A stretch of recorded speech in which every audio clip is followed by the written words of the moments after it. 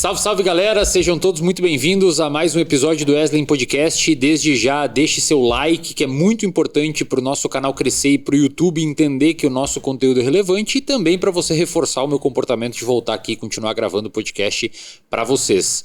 Inscreva-se também no canal, 50% das pessoas que assistem ao Wesleyan Podcast não estão inscritas no Wesleyan Podcast. Inscreva-se para você receber todas as atualizações e hoje nós falaremos sobre Jiu-Jitsu. Como convidado, eu tenho aqui o Gabriel Guitarrari. Isso mesmo. Gabriel Guitarrari. E como co-host eu tenho o Lincoln Almeida, que já veio aqui 4 vezes ou 5 vezes, talvez mais. O grande Lincoln vai contribuir aqui com a nossa discussão. E o nosso patrocinador do podcast hoje é a Nuturi, um blend de 59 ingredientes para começar o seu dia com uma nutrição adequada. Eu uso todas as manhãs, uso 2 scoops e meio mais ou menos num copo d'água e assim eu já começo o meu dia com um hábito angular que descarrilha vários outros hábitos positivos na minha vida. Se você quiser comprar um, entre lá no site da Nuturi e utilize o cupom Wesleyan Podcast para você conseguir desconto. Obrigado aí, Nuturi, pelo apoio aqui com o nosso podcast. Pois bem, vamos começar então? Vamos embora. Gabriel, primeira pergunta, cara. Por que o jiu-jitsu é um esporte tão conhecido dentro da luta? Muito provavelmente, pelo menos na minha análise, olhando de fora, que não sou um entendedor do mundo do jiu-jitsu, mais que taekwondo ou outras artes marciais, o que tem nele que fez ele se espalhar tanto pelo mundo? E a gente tem exemplos de redes de academia com 1000 academias, 500 academias espalhadas pelo planeta. É um tipo de arte marcial que a gente pode dizer que funciona? Sim. Vamos lá. Uma das coisas que fez o jiu-jitsu ganhar essa amplitude, essa envergadura no mundo, foi com certeza a ida do Royce ali pro UFC, né? Onde o jiu-jitsu começou a ganhar muita expressão, óbvio, que teve movimentos anteriores a esse, mas eu acredito que isso foi um pontapé inicial de uma grande expansão. Existe, sem dúvida nenhuma, uma romantização da história do jiu-jitsu em relação a, o jiu-jitsu é mais eficiente que as outras artes marciais e tudo mais. Tem gente que vai defender que o jiu-jitsu ele fazia os desafios que fazia em seus termos, ou seja, chamava os caras para academia lá, definia algumas regras e tudo mais. Sobre isso eu não vou falar, mas o que acontece é o seguinte, o que a gente vê? Que no momento que o jiu-jitsu ele enfrentava outras artes marciais, que essas pessoas não tinham conhecimento do grappling, né, da luta agarrada e tudo mais, e a luta desenrolava, e é natural que se isso aconteça, desenrole por uma certa aproximação, o cara, com essa capacidade técnica de projetar o cara ao solo, de dominar no chão, de ir para uma finalização, ele tem vantagem. E a gente via isso muito, né? Depois de um tempo, né, você vê lá com a galera, com o Carson, você vê muito isso também, né? Teve uma certa rivalidade da própria dentro da família, né? Do Carson Gracie, da equipe do Carson Gracie, com o restante da família lá e tudo mais. E a galera da luta livre também. Você vê essa galera disputando muito. E, ainda que exista, sem dúvida nenhuma ali, dentro da Academia Gracie, uma certa... Dizem que existia, né? Eu não tenho esse conhecimento para falar.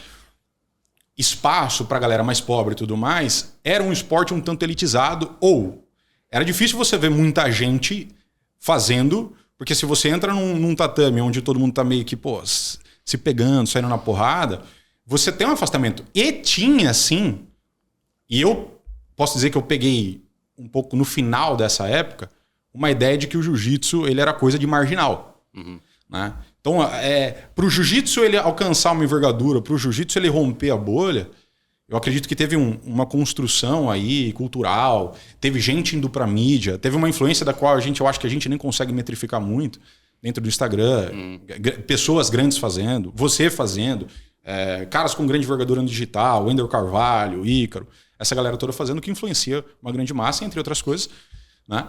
E essa galera começa a mostrar um lado do jiu-jitsu também, que não é só eficiência, mas o jiu-jitsu como um hábito de fato angular para mudar a vida em outros aspectos. Mas houve uma época que existiu uma rivalidade para deliberar qual que era a arte marcial mais eficiente. Sim. Aí que surgiu a lógica surgiu o UFC, não?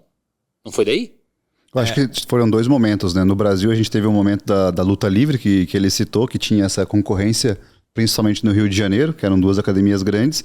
E no mundo foi quando a galera começou a levar o jiu-jitsu para fora.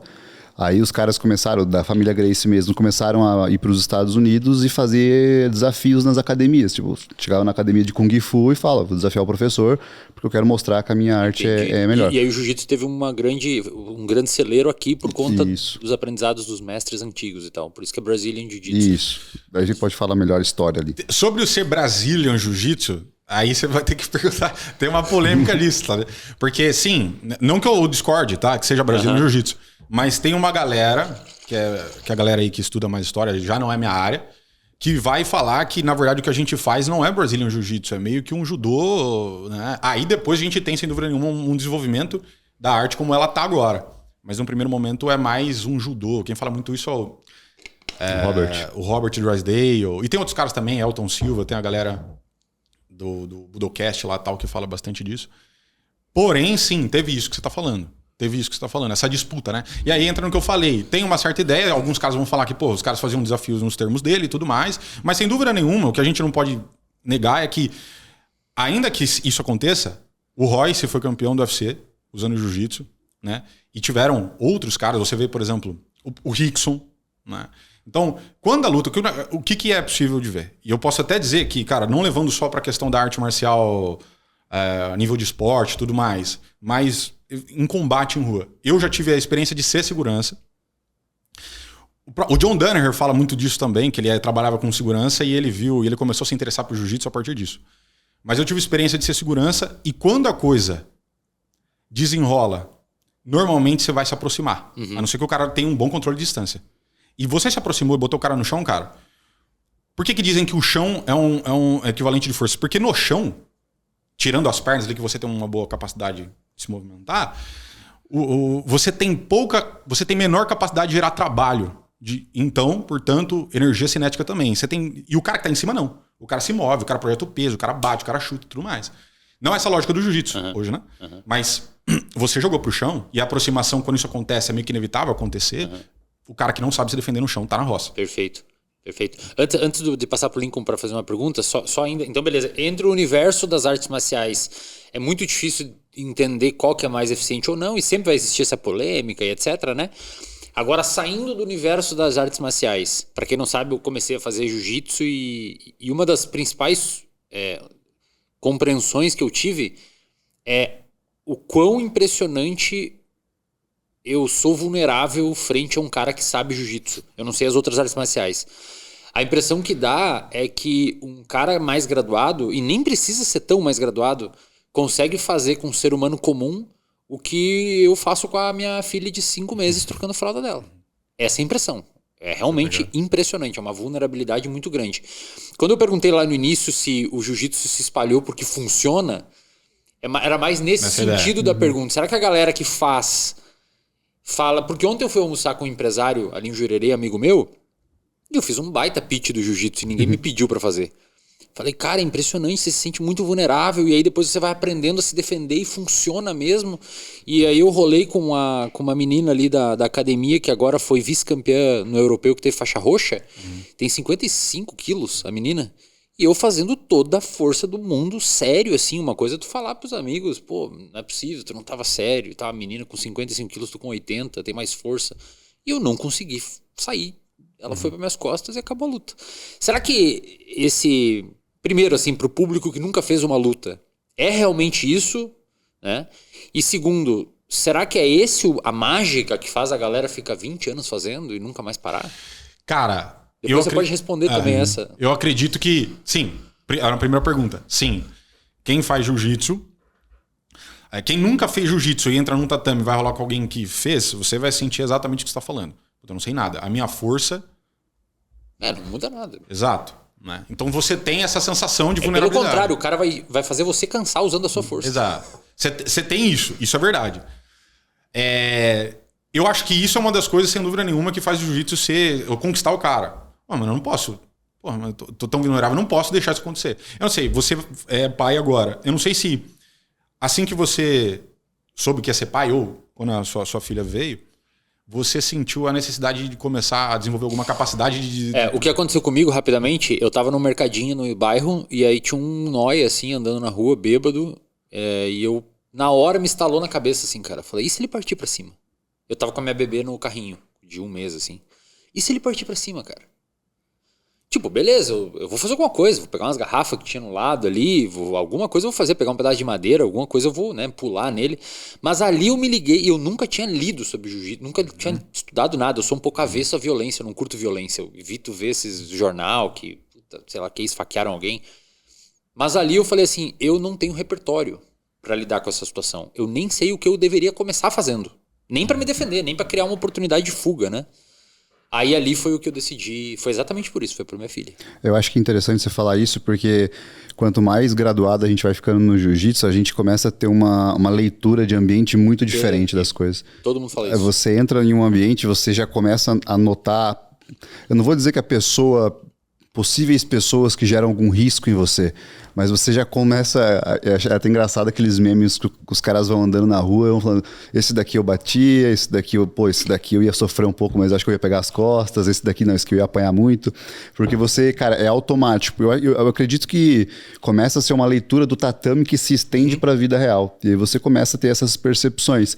Então, muitas vezes, nesse momento que você viu essa pessoa, né, que estava incomodando, que poderia ser uma ameaça, a própria linguagem corporal, você começa a identificar a linguagem corporal da pessoa, se ela é de fato uma ameaça ou não. E a maneira que você se posta e se porta na hora de ter alguma dessas confusões, ela muda, cara. É impressionante.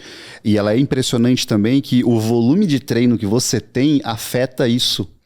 Por exemplo, se você é um cara que faz jiu-jitsu graduado como eu, fiquei um tempo parado, essa percepção ela reduz. E o momento que você volta para o tatame, a vivência do ambiente, ela vai aflorando novamente, vai te trazendo essas percepções. E a primeira pergunta que você fez lá, sobre o porquê que a gente acredita que o jiu-jitsu é tão diferente das demais artes marciais, cara, eu acredito que seja devido ao dinamismo. Porque a maioria das artes marciais, é claro que existem flexibilidades nos tipos de golpes que a gente pode aplicar, né? Mas, por exemplo, no boxe você tem uma limitação pequena de golpes, que o que você muda são as sequências, a maneira que você faz. No jiu-jitsu existe uma variedade tão grande, cara, que tem golpes que são dados nome até hoje, né? Tem golpes recentes como o Taricoplata, que foi um menino novo, né? Ele deve ser master, já não sei se ele é master ainda. Mas o cara faz pouco tempo, cara. E o jiu-jitsu tá há quantas décadas aí, tem um nome com uma chave infinito, com o nome, né, do cara. Infinito. Porque ele teve sei lá, um insight num momento de uma luta, começou a fazer e todo mundo colocou o nome dele nessa chave. Isso já foi feito há milênios. Só que o cara repetiu, começou a repetir e aprimorou a técnica e ficou. E você consegue colocar, por exemplo, um jogo de jiu-jitsu específico para essa menina de 55 quilos que você falou, que vai ser completamente diferente de uma outra menina de 55 quilos, de você de 80, de um cara de 90, de um cara de 100. Porque ela aprimora de acordo com a funcionalidade do corpo dela. Eu até estava conversando com você esses dias, falando a respeito das proporções do corpo e tudo mais, e como que isso afetava na aplicação de algumas técnicas. Porque durante a aula a gente percebe isso. Durante a aula o mestre está passando alguma posição e você fica falando, cara, eu tenho que saber essa posição, eu tenho que saber como é que faz, como é que sai. Mas eu jamais faria ela diante de um combate, porque eu não teria essa segurança, porque eu acho que o meu corpo não responde dessa forma. Perfeito. Que é o que eu citei pra você, por exemplo, que eu não uso muito guarda-aranha. A Della Riva, pra mim, é uma guarda de transição. Porque eu não me sinto à vontade de segurar um cara na Della Riva. Entendeu? Eu prefiro segurar num knee shield, numa meia guarda, porque essa é a minha confiança. Mas eu preciso saber, inclusive conseguir passar pra você como que faziam as aspagens ali. Tem uma coisa, agregando aí o que o Lincoln falou, o jiu-jitsu tem um ponto muito interessante, né? Que às vezes a galera faz uma certa confusão entre, por exemplo, tirou o kimono, é jiu-jitsu, é luta livre, né, com kimono, é meio que o judô, como se o jiu-jitsu não tivesse uma identidade própria, que eu acredito que, inclusive, essa é uma das coisas que faz a luta crescer. Além de todo o apelo de marketing e tudo mais. É o fato de que o jiu-jitsu ele é uma luta que visa dominância. A galera fala, é finalização. Sim, finalização como objetivo último. Mas a dominância é o principal. É fácil de você ver. Quando você vai, por exemplo, para uma luta livre, o que os caras prezam? Você começa ali quedando, né? Dificilmente você vai ver alguém chamando para guarda, não é essa cultura. Mas é mais uma queda e uma aplicação de finalização sem uma ideia de progressão. Quando a gente vai para o jiu-jitsu, a ideia cultural, é óbvio que tem os estilos próprios, cada um vai fazer de um jeito. É você primeiro achar uma posição de controle, controlar o cara, deixar ele com menos capacidade de reação, ou que as reações que ele desenvolva prejudiquem ele, sabe? Então, pô, Perfeito. Vou empurrar o cara aqui, pronto, eu me abri, tô agora, o cara passou minha guarda, eu fui empurrar, deixa o braço esticado, toma um armlock, para então finalizar. E esse é um aspecto que tira um pouco da noção de brutalidade da coisa e deixa a coisa mais estratégica. A ideia do jiu-jitsu, ela não nasce com, eu vou lutar 6 minutos. Mas é uma luta sem tempo. E numa luta sem tempo, se você for pensar, talvez onde a gente mais veja isso seja no ADCC, né, em algumas outras competições. Se você for nesse ímpeto voraz de acabar a luta rápido, pronto, mano.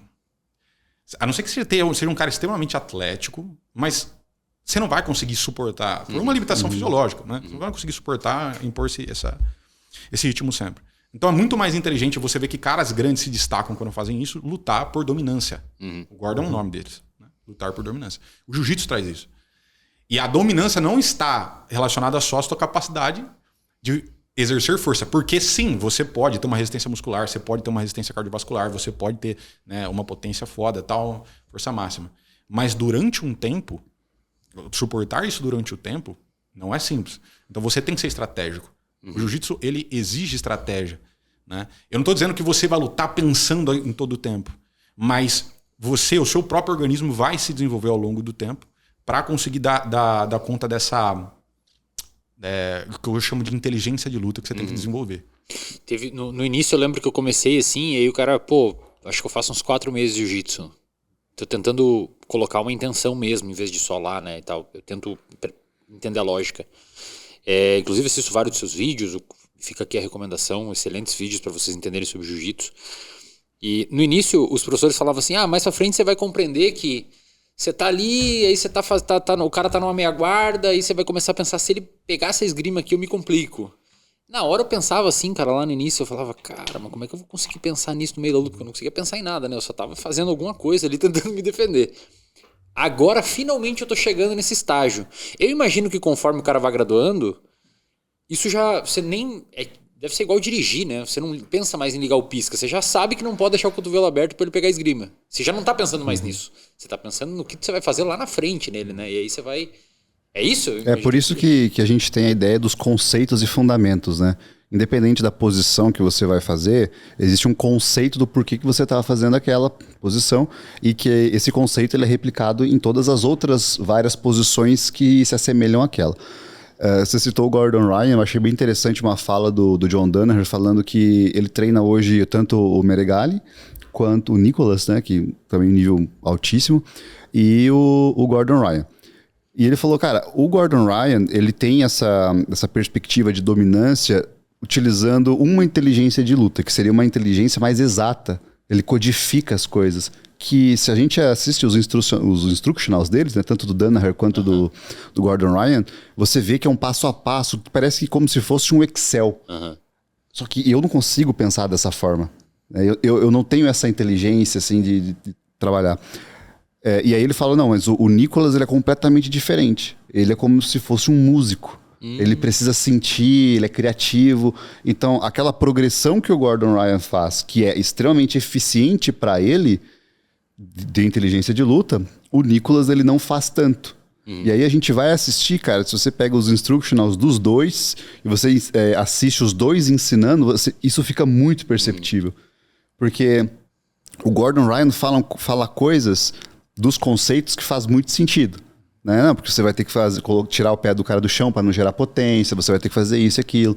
Já os instructionals do Meregali, ele traz informações que a gente não pensa muitas vezes. Sabe? Eu prefiro fazer assim, por exemplo, um leg drag que eu vi uma aula dele, a galera ensina, na hora que passa a perna, segurar na gola de uma forma. Ele fala, eu não seguro na gola, eu gosto de baixar a mão aqui, porque eu tô pensando na maneira que eu vou passar. Então, a progressão é diferente, não é que nem o Gordon Ryan fala, que primeiro pega na gola, escorrega, passo 1, passo 2, O dele é mais fluido. Então, essa inteligência de luta que é algo que vai demorar bastante para você pegar ainda, que eu ainda nem peguei, né? Tô flutuando ali assim, que eu falo, caramba, às vezes coisas simples te dão muitos insights. E eu acho que isso também é uma das coisas que responde mais uma vez aquela primeira pergunta que você fez, que é o aprendizado constante.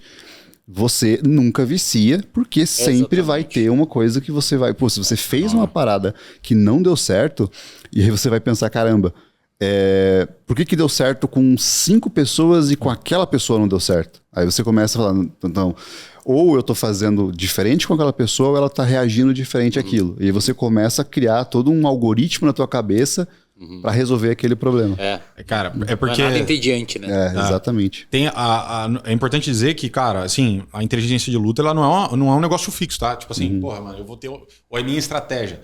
Eu vou ter a minha estratégia e é boa, então o do outro não vai ser também. Não. Que nem o Lincoln falou. O Nicolas, ele tem um estilo. Inclusive, uma forma de explicar, de ver a luta.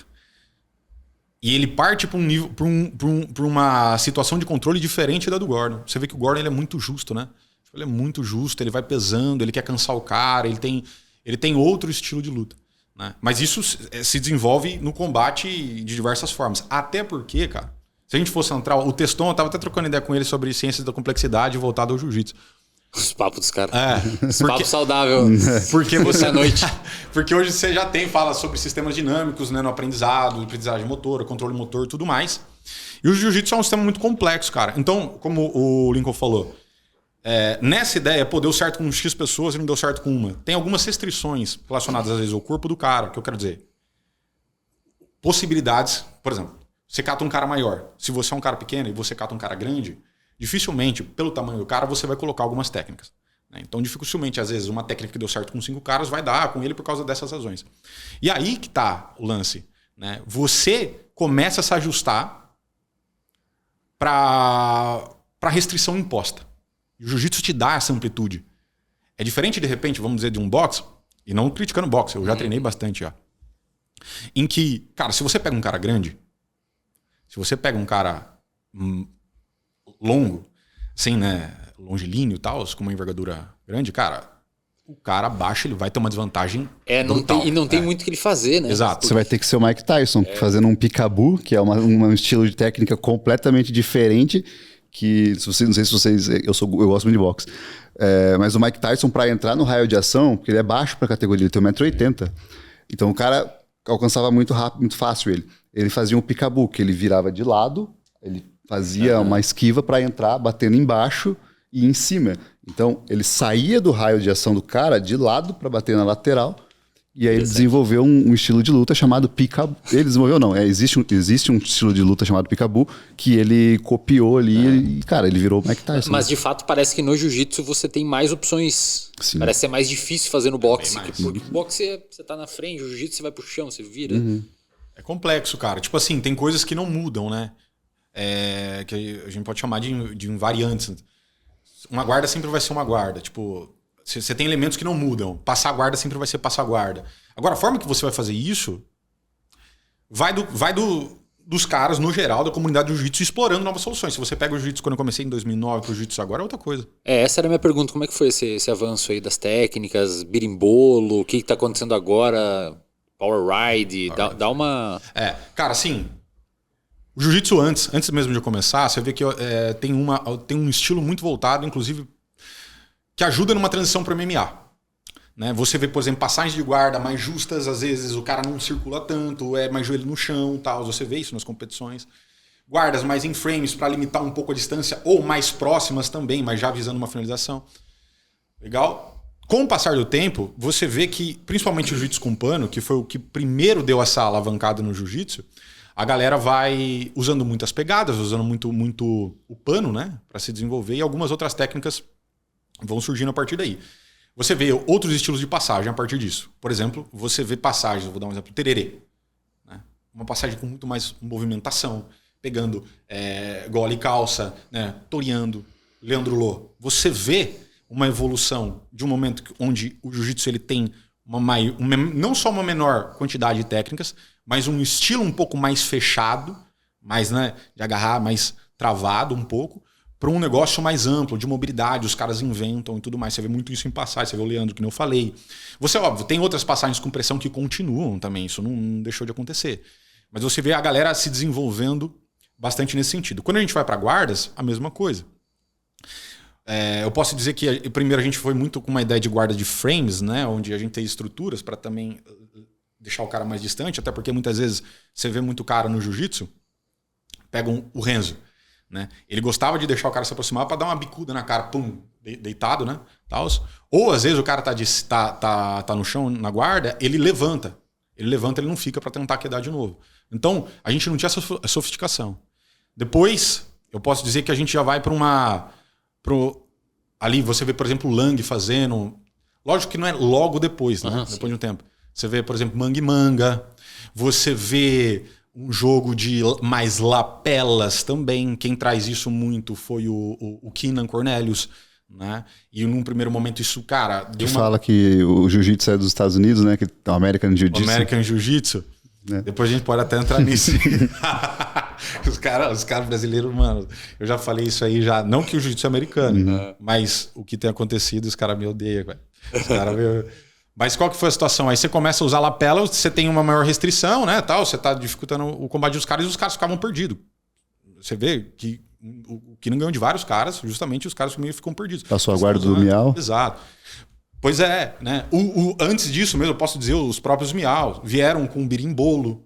Você vê outro estilo de guarda, cara. Um estilo que vai muito, por exemplo, você não vai ver um cara fazendo. Pode até ser que você veja, mas é muito difícil um cara fazendo isso na rua. Então você vê que o jiu-jitsu ele começa a se desenvolver para um lado mais esportivo da coisa. Né? Não que perdeu marcialidade. Alguns vão falar que sim, mas não que isso não seja funcional em algum aspecto para a luta. Mas você vê um desenvolvimento técnico mais para a área do esporte. E hoje o que a gente pode falar, você vê muito, cara, uma guarda voltada a ataques de perna, cara. Onde você vê, por exemplo, Ashigarami, one leg. Porque teve um movimento. Principalmente isso iniciou ali, eu acho que nos Estados Unidos. Iniciou nos Estados Unidos. Que foi ali... Os caras falam que foi o Jim Lister, né? Foi na academia do John Danaher. O John Danaher viu que ele estava pegando todo mundo nas pernas e tudo mais. E o John Danaher começou a desenvolver um sistema de leg lock lá para eles. Mas o que eu quero dizer... Hoje, né? Quando a gente está fazendo guarda, principalmente essas guardas entrando por dentro, lá, tal, X-guard, tal, one leg, é muito visado, principalmente... nos campeonatos onde sem pano e tudo mais, o ataque de pernas.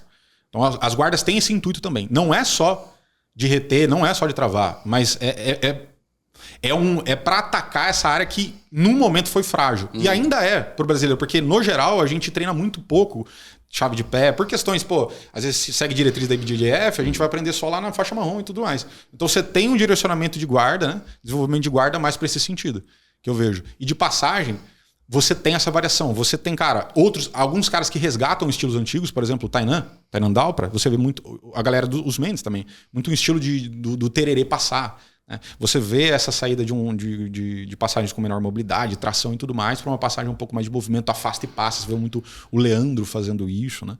Eu acho que, cara, eu acho bonito de ver e tudo mais. Eu gosto disso. Não sei para onde o jiu-jitsu vai. Tem muita coisa que dá para explorar, tem, como a gente falou, né, complexo. Tem coisas que não mudam, mas o que muda é uma vastidão aí e tal de coisas. Mas eu vejo que, cara, um jeito simples de entender, para você entender mais de um jeito mais simples a luta, às vezes o sem pano é mais fácil de você entender. Tem menos variações, que eu quero dizer. É mais complexo, mas quando você faz a pegada no com pano, né, cara, você tem inúmeras coisas que você pode fazer mais. É mais fácil de entender uma luta, eu acho que sem pano. Não estou se dizendo que é melhor, eu não estou dizendo que também é pior. Mas eu acredito que esse é um dos pontos que eu defendo, que talvez o sem pano ganhe visibilidade. Não estou falando de superar, mas por essa questão. Inclusive até pelo entretenimento. Às vezes o cara gosta mais de ver sem pano por causa dessa questão. Essa questão da guarda foi... Não sei se você lembra, a primeira vez que a gente foi fazer lá o... não fui dar aula para vocês, né? Fui treinar com vocês a primeira vez. Eu falei, cara, meu maior erro... Eu sempre fui guardeiro, eu sempre olhei a guarda muito com defesa. E aí depois que eu já tava mais velho de treino, que a galera tava batendo muito em mim, eu demorei muito para desenvolver o ataque, porque eu estava o tempo todo me defendendo, porque eu aprendi a me defender muito bem e aí demorou muito para fazer a progressão. Tanto que eu tive que começar a passar a guarda e aí voltar a reter guarda para entender novamente os movimentos de quem está passando, para eu fazer as duas coisas e entender melhor e começar a atacar e entender qual que era as coisas que a pessoa que me finalizava passando ou passava minha guarda, o que eles estavam fazendo. E isso faz com que a gente progrida, né? E aí, a ideia do que você comentou da progressão, da evolução do jiu-jitsu, cara, a minha percepção é que o jiu-jitsu ainda é uma comunidade muito pequena e era menor ainda antes. Então, quando algum grupo de pessoas começava a fazer uma técnica específica, ela viralizava no meio, entendeu? E todo mundo ficava com muita dificuldade especificamente naquela guarda. Como era, por exemplo, com o berimbola. A galera começou, a galera tá berimbolando para baixo, eu estão entrando embaixo de mim, estão me desequilibrando, o que eu vou fazer? Eu dou um step back, eu começo a ir para trás, eu começo a dominar manga e calça, eu começo a dominar calça, porque eles perceberam que era isso. Depois começaram a voltaram a ideia dos leg drag da vida, né? Os Mendes começaram a crescer, que é uma ótima forma também de você impedir que o cara berimbole. Você faz o leg drag, você mantém, segura ele, consegue ir para as costas. Então, essa evolução, ela acaba sendo uma evolução a partir do que a própria comunidade acaba trazendo. Que chegou no momento dos leg drags, lá em 2016, 2017, né? Que o Gordon era faixa roxa, e foi o Renzo, ele diz... Aí tem que ver, né? Mas o Renzo, ele falou assim que o Danaher estava conversando com ele e eles iam para o ADCC, eu não lembro se era uma seletiva de ADCC, e os caras eram muito fortes. Ele falou, olha, a única forma de você ganhar desses caras é ir pro pé, porque brasileiro não treina ataque de perna. E aí eles começaram a desenvolver ataque de perna, né? Principalmente o heel hook, que para quem nunca sofreu, nunca tem, é uma coisa desesperadora quando tá encaixada, que você tem que bater imediatamente, porque parece que a tua perna vai virar ao contrário, parece que você vai... e eles começaram a desenvolver isso. Com o passar do tempo, a galera começou a desenvolver muita defesa disso. Começaram a ficar afastados. Aí começaram bastante os tripod, que é você passar a guarda, forçando o indivíduo, afastando as pernas, impedindo que ele entre embaixo de você. E aí depois começou. Agora tá vindo a galera de novo com... E aí a galera fala, parece que o jiu-jitsu está regredindo, porque a galera tá atacando os tripods, né? Que é essa posição. Mas não... É uma forma que a comunidade, a própria galera sabe como que funciona. Por quê? Porque sabem os conceitos para contra-atacar aquilo que a maioria tem feito. Então, é a própria maioria que vai fazendo com que o jiu-jitsu vai melhorando. Isso é muito bom, porque, assim, o jiu-jitsu, esse desenvolvimento é muito orgânico, né? Você não tem ninguém podando. Exato. Você tem regras na federação, vai fazer tal coisa. Inclusive, a gente tá falando de guarda. Quando começou esse negócio de berimbolo, 2 centavos. Os 2 centavos. Depois começaram, para não deixar essa luta desse jeito, começaram a colocar punições, né? Você não pode 2 centavos, para evitar que a coisa aconteça assim. Então você tem modificação de regra a partir de uma situação. Porém, ele é orgânico, a comunidade vai se desenvolvendo. Aí chega uma situação nova, questão de ataque de pernas e tudo mais, é natural que no primeiro momento os caras, o que eu faço? Inclusive, para quem já tomou o heel hook, sabe que para mim, cara, é a posição de maior vulnerabilidade hoje que eu sinto no jiu-jitsu. Se o cara pegou, não tem cara forte.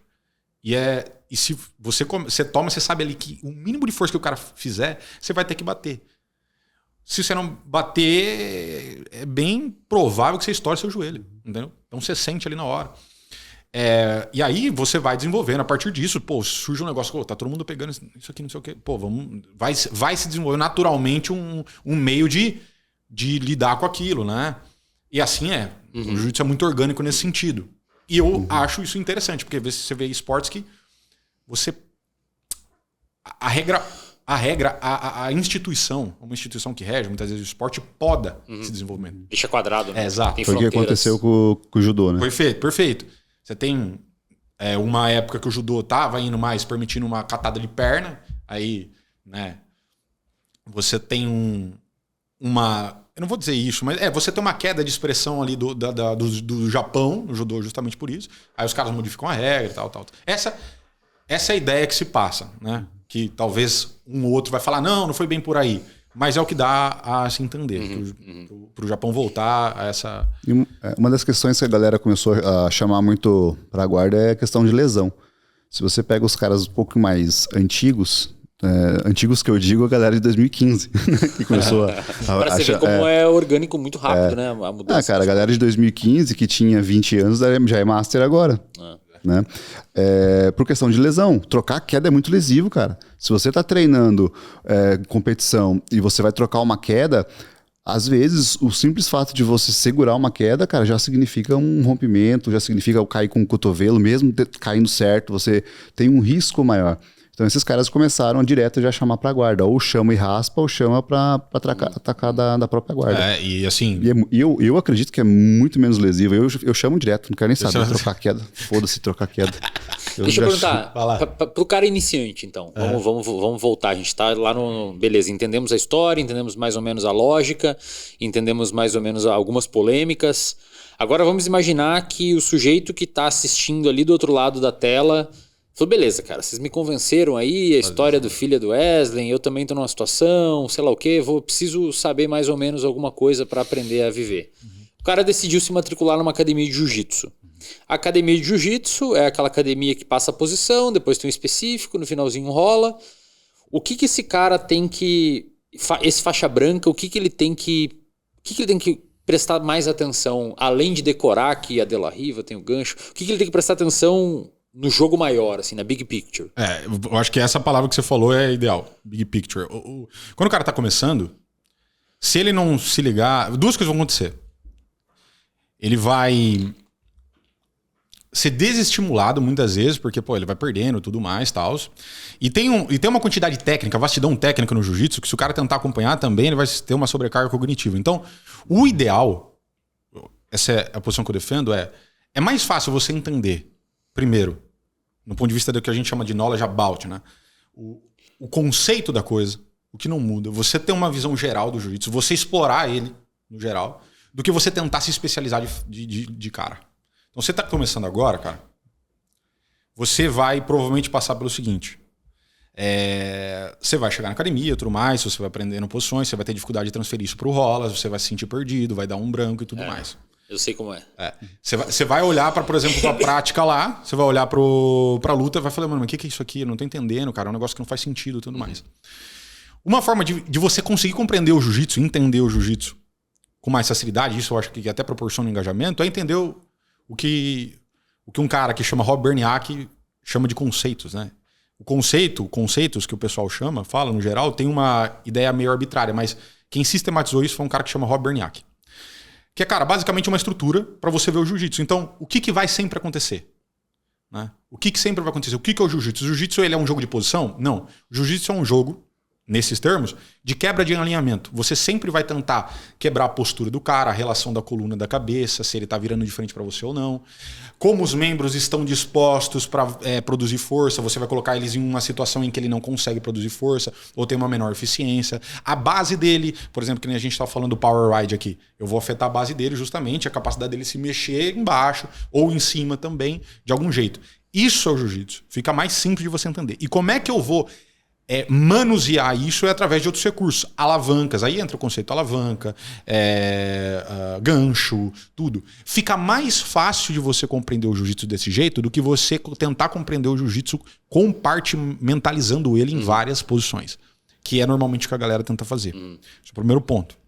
E aí tem a questão da construção da habilidade. Né, que você vai... Antes de entrar nesse ponto, ainda nesse primeiro, quais seriam desses conceitos que você sinalizou os mais fundamentais para o cara não esquecer? Por exemplo, um dos jeitos de impedir que ele faça força com o braço é botando o braço dele assim, porque aí fica só no deltoide, é mais difícil voltar do que se o cara estiver assim, né? Perfeito. Um exemplo, a cabeça dele, a gente aprende muito que, se o cara tá se aproximando, em vez de empurrar no peito, mete a mão na cabeça dele porque tu botou a orientação dele pro outro lado, fica difícil o cara voltar. O que você acha que o cara deveria... cara, isso daqui... entra na tua cabeça e não tira mais. Tá. Nesse primeiro bloco ainda, antes das habilidades. Cara, é o seguinte, duas coisas, eu acho. Primeira coisa, você vai começar... Isso não é novidade nenhuma, mas todo mundo que começa o jiu-jitsu vai apanhar e provavelmente ele vai cair muito em situação por baixo. Então ele não sabe se defender de posição dominante, o cara passa, o cara vai para montado, o cara vai para as costas. Ele não consegue reter bem na guarda. Significa segurar um cara na guarda ou deixar que ele não passe. Então algumas coisas que são importantes. Conceito fundamental. É o conceito de compactação, cara. É o que a gente chama muito de cotovelo com joelho. Você conseguir entender isso é muito importante. Por quê? Porque não existe... Se você começar a pensar, qualquer posição dominante vai tentar afastar as duas coisas. Vai tentar perfeito. O cara tenta entrar aqui, né? Exato. Vai tentar fazer isso aí. Então, se você conseguir se manter compacto, esse é um primeiro desafio. Excelente. Problema. Se você só se mantém compacto, se é esse o seu objetivo, você vai perder mobilidade. Então você não vai conseguir acompanhar o cara. E o cara que está jogando por cima, a vantagem principal dele, é que ele consegue se mexer mais fácil. Então, você precisa entender como se mexer de forma compacta. Eu acredito que isso cara, o ponto-chave de um start. Começa por aqui. Boa. Pá. Boa. Aí vamos tentar entender mais ou menos como é que você vai jogar um pouco por cima. Ou você vai para uma posição de controle. A ideia é um pouco a mesma. Não tem muito segredo. Qualquer passagem vai envolver ou você afastar isso aqui, ou você jogar a perna. Imagina que tem a perna aqui, né? Você joga... Tem uma linha central na minha cabeça aqui e tal. Você joga a perna, uma das pernas tende para a linha central. Ou as duas coisas. Você afasta os dois joelhos do cotovelo e joga as pernas para cruzar a linha central. Você vai expor o tronco. Todas as passagens, todas elas envolvem algo nesse sentido.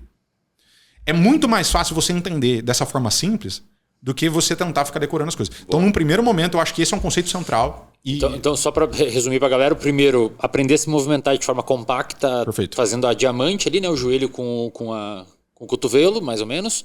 E o segundo, quando você estiver por cima, é você tentar fazer o inverso de quando você está defendendo. Isso. Tentar sempre jogar a linha, uma das pernas para a linha média da pessoa, para que ela perca um pouco e você possa passar. Para você possa circular, ou você tentar conseguir afastar os joelhos dele, né? Abrir isso aqui. É engraçado que você não falou nenhuma posição, né? Não, nenhuma. Não falei nada. Foca na guarda fechada, foca não sei no que, não. Você falou. Cara, se você for olhar, basicamente, as guardas no geral, elas vão variar em torno disso. Você vai ter pontos de contato, você vai ter recursos, por exemplo. Vamos esquecer, você começou o jiu-jitsu agora, não sabe guarda nenhuma. Basicamente, a gente pode resumir as guardas em guardas com gancho, guardas em grampo, onde eu vou ter uma articulação grudada na outra, envolvendo a outra. Guardas em frames, onde eu vou usar minhas estruturas, as pernas, os braços para manter uma distância. Ou guardas híbridas, que eu vou usar algum desses recursos só. Não é mais fácil? Mesma coisa de finalização. Se eu pensar a finalização, pô, mano, tem isso. Tem um Darcy Choke, tem Anaconda, tem não sei o quê. Basicamente, para quem não conhece, são estrangulamentos onde você vai colocar uma cabeça e o braço junto. Você vai usar os braços para fazer isso às vezes, as pernas para fazer isso às vezes. Então, o que configura esse tipo de finalização? Esse tipo de estrangulamento? Um braço e uma cabeça dentro. Aí você tem várias variações. Você pode fazer isso de vários jeitos. Você pode fazer isso com as pernas, você pode fazer de um deitado, você pode costa fazer e tudo. A gente consegue resumir o jiu-jitsu e qualquer variação que aconteça é a partir disso, é a partir dessa coisa invariável, né? Legal. Entendeu? O segundo ponto que você estava falando aí, quando a gente fechou a primeira caixinha aí, você ia falar sobre desenvolvimento de habilidades, alguma coisa assim. Aí a gente entra numa coisa... Ainda estamos falando sobre o necessário para o iniciante, né? É o necessário para o iniciante. Aí, cara, assim, nem sei se... Porque, assim, isso é uma coisa que às vezes o iniciante não tem controle, o que eu quero dizer. É sobre o próprio treinamento dele. Né? Isso eu acho que é uma discussão até mais em relação a como o professor pode pensar isso para o iniciante. Não direto para o iniciante. Mas aí entra em algumas discussões que, por exemplo, a comunidade dos Estados Unidos tem feito bastante e até de um jeito meio extremista, né? Pô, que abordagem que é melhor para o cara se desenvolver no início? Porque o cara se sente muito perdido. Se a gente for para uma linha mais cognitivista da coisa, são dois paradigmas. A gente vai entender muito... Um dos caras que postulam isso é o Fitz-Posner, cara. Ele tem um modelo que é mais ou menos assim. Você começa ali, um nível mais cognitivo da coisa, ou seja, você não sabe muito bem o que fazer, você tem que entender o porquê das coisas, o como e tudo mais, você tá meio perdido, depois você vai para um nível associativo, depois você automatiza. Né? Tem essa coisa meio linear da coisa. E aí tem outros caras que discordam disso. Esse é um parâmetro. Aí tem todo, né, uma base do que a gente chama de processamento de informação contra a ideia das abordagens ecológicas, dos sistemas dinâmicos. São dois paradigmas de ensino. Eu não estou dizendo que você ir para essa linha você não vai aprender. Mas parece que o primeiro, o mais ensinado é esse, né? Tô errado. 100%. É esse, né? Porque esse segundo cai muito na ideia das ciências da complexidade também, sistemas dinâmicos que vem depois. Por exemplo, Só para complementar, por isso que academias que seguem esse modelo mais estático, os alunos desenvolvem muito mais rápido, mas aí fica a crítica, eles estabilizam muito mais rápido também. Enquanto academias que misturam as duas formas, né, porque só ecológico também não dá, né? Daqui a pouco o cara tá amassando a cabeça do outro ali, sem... Então, assim, aquela que mistura os dois, quando o cara já tem uma base de conhecimento boa e ele começa a ter essa liberdade maior na hora de fazer as coisas, a gente vê os caras com um nível muito alto, né? Que é o que a gente estava conversando aquele dia do próprio Danaher. Porque é o seguinte, cara. Aí, cara, eu não sei se é espaço para isso. Se vocês quiserem, a gente conversa. Mas qual que é o lance? Ciência, né? A teoria ela é um cobertor curto. Então, tem algumas coisas que, por exemplo, o processamento de informação vai cobrir. E tem algumas coisas que, por exemplo, a ideia das abordagens ecológicas, sistemas dinâmicos, vão tentar resolver. São duas formas de pensar o mesmo problema. A ideia central cara, hoje, né? Que a transferência de habilidade que você tem fazendo só posições, ela é baixa. Porque você não está lidando com o contexto. Vamos trazer para o futebol, que é muito comum acontecer a ideia do treinar fundamentos, quando o cara vai tentar driblar cone. Ali o que você está tentando treinar é mais ou menos a ideia do controle motor, mas você está separando percepção, você está separando tomada de decisão. Você só está tentando levar a bola. Num jogo isso não ocorre. Então a ideia você está se adaptando a um contexto que não ocorre na verdade. Basicamente essa é a ideia. Então como é que a gente consegue? Tem cara que vai defender muito o treinamento híbrido, que é o que o Lincoln falou. Tem cara que vai defender não, só abordagem em perspectiva ecológica e tudo mais. E tem cara que só processamento de informação. Você tem essas três linhas. Nos Estados Unidos, a galera aí do Reddit, né, cara, um se xinga. Não, porque é só eco, não sei o que e tudo mais. O que eu vejo? Quando você tá num esporte de maior complexidade, que é o caso do jiu-jitsu, que você soltar os dois, cara, vai virar uma coisa doida, né? Você, não é? Mas não é? Se você fizer essa experiência, se você soltar, cara, óbvio, né? Não é só a abordagem ecológica, não é você soltar os dois só, né? Você tem restrição, tem toda uma estrutura. É muito legal essa abordagem ecológica. Você vê bastante coisa. Você tem, como tem alguns caras que defendem que no primeiro momento, você precisa, principalmente no início, numa fase de 6 a 1 ano, é interessante você colocar uma abordagem mais de processamento de informação. Para quem não entende o que é isso, eu não vou falar na teoria sobre o que é. Mas a ideia é de você repetir estaticamente, você tem um padrão motor ali, um gesto motor, que é a técnica, e você vai repetir isso. Seriam uns drills específicos? Drills, perfeito. É que eu não ia falar, não sei se a galera faz, mas os drills, vamos dizer. Para você, de algum jeito, ter uma regularidade, você ter uma fase de estabilização, para então você começar a colocar resistência e variabilidade no treinamento. Basicamente isso. Essa é a ideia que alguns defendem. E aí sim você pode migrar mais para um treinamento ecológico. E não significa que em certas fases você não vai colocar, por exemplo, alguma coisa voltada a drills, alguma coisa mais estática. Que alguns defendem que se você não ir para essa abordagem ecológica, quer dizer, não ir para esse treinamento híbrido, você vai perder algo. Exemplo, se você só treina dentro do contexto, um cara de futebol, e não fizer, por exemplo, de repente ele só dá um arranque, daqui ali um pico só, às vezes ele não vai conseguir desenvolver isso. Né? Um jeito muito estático, linear de treinar fora do contexto. Que dentro do contexto, às vezes, ele não vai conseguir ter essa adaptação. Antes de tudo, não sou eu que estou dizendo, beleza? Sim. Mas aquele cara vai lá fazer merda. Inclusive, eu conversei com um professor hoje que é português, e ele está desenvolvendo trabalhos ali com hoje as principais cabeças da pedagogia não linear voltada à abordagem ecológica ali, legal. Que é o Keith Davis, o Duarte Araújo. E a gente estava falando exatamente disso. Porque tem essa briga. Existe essa briga. O que eu vejo, cara, depende do grupo. O cara vai exigir certas demandas. Então, eu tenho um aluno que, de um jeito... Ele teve mais ou menos a mesma história que você.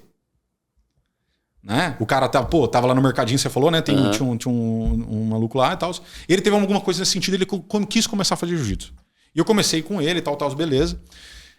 E, cara, num primeiro momento, esse cara, só de começar a aprender, ele mudou a postura e tudo mais. Só que ele tinha uma dificuldade de entender o jiu-jitsu e tal, de pegar. E é normal num primeiro momento, né? Você pegar. E aí eu comecei, deixa eu fazer um teste. Deixa eu colocar a sua abordagem ecológica para esse cara. Vou fazer um teste aqui, vou colocar algumas restrições maiores, para que ele não faça qualquer coisa, ou ele não pode fazer algumas coisas. Deixa eu testar isso aqui com ele. E, cara, até tenho filmado isso, treinei com ele. É muito legal você ver o desenvolvimento dos caras. Porque eles passam ao invés de reproduzir soluções, serem construtores de soluções. Isso que eu acho que é muito interessante. Agora, isso é uma coisa, cara, que no geral aqui, se a gente for falar no Brasil, a gente tem uma certa dificuldade de chegar no professor no geral de jiu-jitsu para falar isso, e eu vejo vários que eu já tentei conversar, porque a ideia é muito enraizada de que, a gente só precisa fazer desse jeito, sempre criamos campeões assim, né?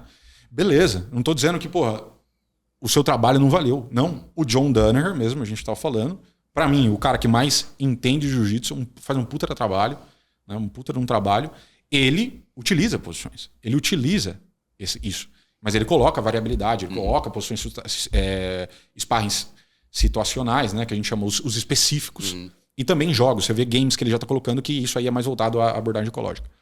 Dentro do treinamento dele. Você vê que isso acontece. Você vê o próprio Gordon defendendo. Cara, o jeito mais potente de você desenvolver uma habilidade é fazendo esses sparring soluções. Só que aí tem uma questão. Se eu simplesmente falo isso para vocês, beleza, então como é que eu resolvo esse problema? Eu boto 2 caras ali, dou um objetivo para um, não. O problema é que o professor agora, ele não tem que saber uma técnica. O professor agora, ele tem que ser um bom designer do ambiente. Eu tenho que entender para o Wesley o que eu tenho que colocar de restrições e objetivos para você produzir uma solução. Não a que eu quero, mas você ir em direção de uma solução que talvez seja melhor. E como é que eu sei que é melhor? Porque eu tenho experiência prática, porque eu já vivi isso muito, porque eu estudo também no Knowledge About. Eu sei que se você for para uma direção, você vai se auto-organizar para emergir um padrão de comportamento, ou seja, uma solução ali específica na luta, que vai ser mais eficiente. Mas eu não falo para você. Sacou? Essa é a diferença. Só que eu não consigo atuar assim com um iniciante. Eu direto assim, eu preciso do cara. Sim, né? sim. Então o que eu acredito? Tem duas formas de você entender o jiu-jitsu. Que eu acho que se complementam. O Knowledge About, que a gente chama de Knowledge Off. O Knowledge Off está muito relacionado à prática. E o Knowledge About está muito relacionado à ideia de você estudar, tal, da teoria e tudo mais. Em relação à teoria, cara, entender conceitos, principalmente nesse nicho, e explorar o jiu-jitsu, né? Deixar explorar, cara, eu só vou fazer uma guarda específica. Não, cara. Tenta outra. Né? Começa a jogar, começa a se desenvolver. Porque o que muito acontece quando você vai nessa cabeça, eu vou me especializar nisso, isso eu já vi várias vezes, cara. Várias vezes. Eu tenho quase 17 anos de tatame e eu já vi o cara começar e ele achar uma técnica que ele se sente confortável e por isso ele não tentar outras coisas, chegar na faixa roxa, faixa marrom, cara, com um repertório muito baixo. Você e o gordinho da faixa da meia guarda chata, o cara que só faz meia guarda, né? É um clássico exemplo disso. Gordinho da meia guarda, cara. Exato. Então você acaba, tipo assim, se restringindo. Pois é. Você entende? E aí o cara entra numa evitação. Então eu acho que um primeiro momento você tem que explorar o jiu-jitsu. Pra você entender, ficar mais fácil, inclusive se engajar, é muito mais fácil você não compartimentalizar desse jeito. E aí, no ponto de vista de aprendizado, cara, tem coisas que o professor vai conseguir te direcionar melhor. Mas tem uma coisa que eu acho que você pode fazer. Quando você for pra luta, você ter intenções claras. Quando você for pro rola. Então, por exemplo, se você não consegue, se o seu professor ele ainda tem não tô falando pra você sair da sua academia nem nada. Eu acredito que, inclusive, é necessário um certo autodidatismo em qualquer coisa para você se desenvolver. Você tem que buscar as coisas. Você pode ter uma orientação, eu acho interessante, você tem que buscar. Mas busque, estude e, na hora da luta, vá com uma intenção. Cara, eu quero desenvolver guarda. Eu vou fazer isso. Eu quero desenvolver saída de posições ali dominantes de 100 kg. Toma os 100 quilos. Faça. Direcione a tua prática. Não deixa o negócio ser aleatório, sabe? Perfeito. Eu vou entrar no rola pra... Eu vou pra essa linha muito. E eu acredito que, cara, dos meus alunos que eu vejo, os que estão comigo, a galera que tá longe também, que vem me dar um feedback, isso ajuda muito, essa orientação. Hoje eu tenho ido pro treino pra sempre tentar estabilizar alguma movimentação que eu faça, porque eu aprendi que eu consigo me movimentar. No início eu não me movimentava, porque eu tinha medo de abrir brecha e ficava só agarrado na pessoa fazendo força. Aí agora, por exemplo, cai no 100 kg, eu já arrisco ir pro norte-sul, já arrisco fazer algumas transições. Só que aí eu não paro. E aí agora eu tô indo com o objetivo de parar. Então é bem isso, mas eu vou pra academia falando, pô, hoje eu tenho que lembrar que eu tenho que... Porque senão eu fico igual um doido. Realmente isso é muito importante, cara. Isso é muito importante. Mas deixa eu te... Até eu tô falando aqui muito importante, não necessariamente pro desenvolvimento de jiu-jitsu. Pra qualquer aprendizado tem que ter uma intenção, senão o aprendizado não rola. Tanto é que os melhores métodos de estudo que a gente tem hoje documentado amplamente em artigos da Science, Nature, é recuperação ativa com esforço. É você ler o livro e tentar puxar sozinho aquilo que você leu e tentar entender. Não é resumo, ficar marcando com marca-texto, isso pode ajudar. Só que fazendo essa transposição para o tatame, você tem que chegar lá e tentar puxar da tua cabeça o que você vai fazer naquele momento e tentar implementar aquilo, porque senão o aprendizado não vai funcionar, né? Mas antes de comentar, beleza, fechamos a faixa branca aqui com uma boa explicação.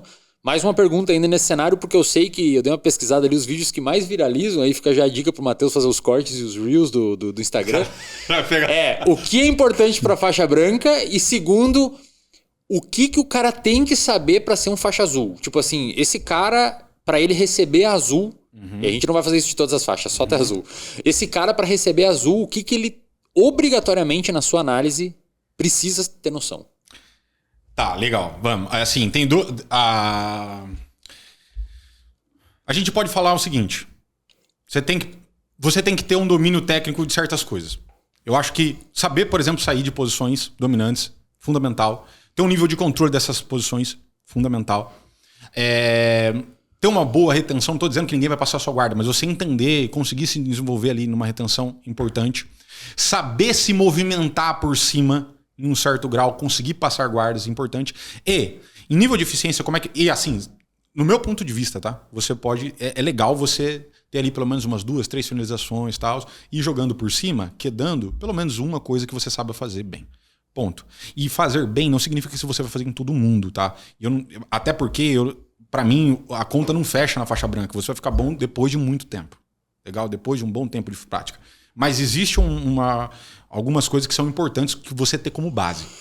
E eu não estou falando de mensurar quantas técnicas você vai fazer. Mas se você sabe conseguir cravar, na maioria das vezes, uma passagem, você sai de posições dominantes, legal, você tem uma consciência, você consegue aplicar algumas finalizações, o professor vai ter essa visão, legal, você não precisa fazer isso sempre, e ter 1, 2 guardas ali, para você, 1, 2 guardas legais ali que você consiga transitar, tá bom. Incomode legal a galera. Perfeito, aí, ótimo. Essa é a resposta. Mas eu vou dizer o que eu tenho pensado bastante hoje e conversado com alguns professores.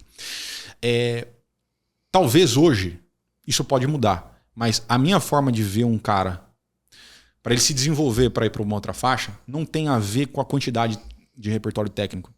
Tem a ver com a movimentação dele. Como é que o cara se movimenta, cara? Ele tá se movimentando com mais fluidez? Ele ainda tá com aquela rigidez de faixa branca? Não. O cara, você vê que ele tem ainda que sem tanta consciência, uma noção de progressão no jiu-jitsu, ou ele é maluco de pular tentando finalizar. Cara do bote, né? Exato, maluco. Porque o faixa branca assim, que, mano, passei, né? O cara passa a guarda e tá estável lá, em 2 segundos ele estabilizou, já tenta pular, já tenta pegar o cara, já passa, já cai em uma posição tudo errado, não é assim? Sou eu, cara. Por isso que eu te falei que um dos meus objetivos é ir pra academia e não fazer isso. Então... Porque o Lincoln e a galera já me falou, cara, estabiliza um pouquinho. Estabiliza. Essa consciência, o movimento, você tem uma boa movimentação para desenvolver, cara, a luta. E isso vai implicar, inevitavelmente, você ter uma boa retenção, você sobressair, você conseguir se virar nas coisas. Ter noção de equilíbrio em cima, né? De progressão. Né? Você vê que o cara ele não quer de uma vez, ele tá tentando ali se ajustar na posição para dar um passo além, não igual maluco. Eu acho que isso é mais importante. Legal. Legal que você foge muito dos critérios arbitrários de posição, né? Tudo que eu te pergunto, você vai para outro universo. Geralmente é um universo mais de conceito, movimentação e etc. Isso me faz pensar, Gabriel e Lincoln, que assim como... Claro que, né, que o repertório dos professores ele começa a ser pressionado em busca de uma melhora conforme o esporte avança organicamente, como a gente mencionou anteriormente. Pô, agora do nada veio o John Danaher lá, um filósofo doido que vai de hash guard nos casamentos e tá todo mundo atacando perna agora. Pô, os professores daqui vão ter que começar a aprender a defender perna e fazer ataque de perna, né? Porque naturalmente nos campeonatos isso vai ser exigido. Mas além disso, com esse maior fluxo de informação na internet, pessoas como você, por exemplo, produzindo conteúdo, a galera assistindo esse tipo de conteúdo e absorvendo isso, me parece que com o jiu-jitsu vai ou já está acontecendo algo próximo ao que aconteceu com o bodybuilder e com o triatlon nos últimos 8 anos, que é o quê?